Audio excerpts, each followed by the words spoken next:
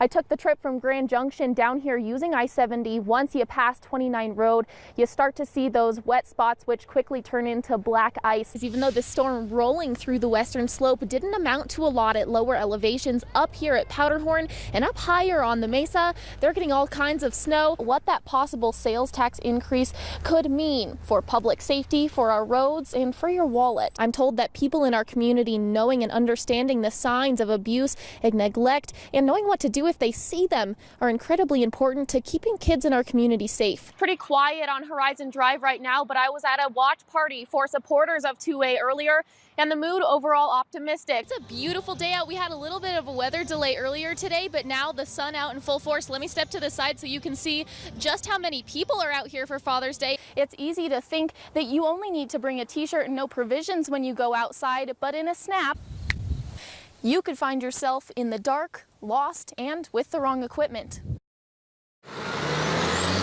Redlands residents unnerved after a fire tore through their neighborhood last night. You know, I wanted to stay and spray down the house and take care of my animals. So I think I was in a daze. We're going to go in between those two houses. Many people forced to spend much of the night in a local school. I went out the back door and it didn't look bad at all at first. Then the wind picked up and it just got really scary. Today, as a shaken neighborhood returns to what's left, the question lingers. How could this happen?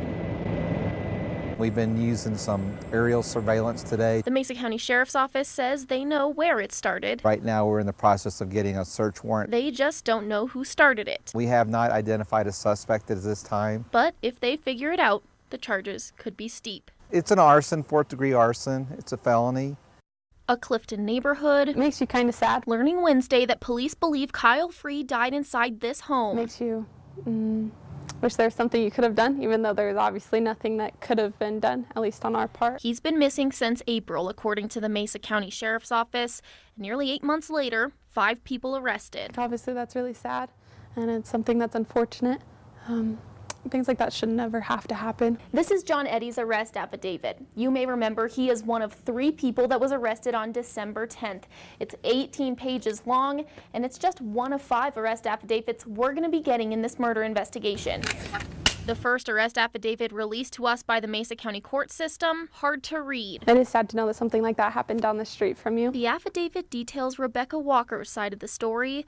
She says her and Kyle were in a relationship, and that night he was in a drug-induced rage. She says she was hiding in a closet and called John Eddy. That's when John Eddy and David Castro showed up to the address, according to Walker. She then says she heard Kyle scream and 4 shots in her garage. The affidavit shows she stepped over Free's body several times throughout the next days to get dinner out of her freezer. Several days later, she says she put the body in a plastic bin and called Timothy Russman. She says Russman and Nathan Ryan got rid of the body. I think it's kind of a hard situation, a hard subject, because I'm sure he was loved by several people. Neighbors and family members of Kyle Free now trying to cope with the details of what the arrest affidavit paints. A gruesome murder. No matter where you go, there's always going to be something happening. But I think the most important part is to just keep your head up and try and move forward, I guess, with what little pieces that we have. Doug Rushing doesn't forget much. Where I'm standing was a Jarvis's Auto Salvage Wrecking Yard. Which is probably why he made detective at the Grand Junction Police Department when he was just in his early 20s. It was a difficult time for investigations because we had quite a few more murders that year. And why he remembers the investigation into Denise Lynn Oliverson's disappearance so well. We did find a bicycle, her belt, and shoes under the 5th Street Bridge viaduct. Oliverson was allegedly murdered by Ted Bundy, one of America's most notorious serial killers. To have an outsider come in and perpetrate such a crime really was such a big thing. Like, this doesn't happen here. The stories of these murders now back in the public's eye after Netflix released a series detailing the crimes. It's a fairly interesting series. I've been watching it. And that's making it even harder for Rushing to forget some of his hardest days. I've often thought about Denise Lynn Oliverson.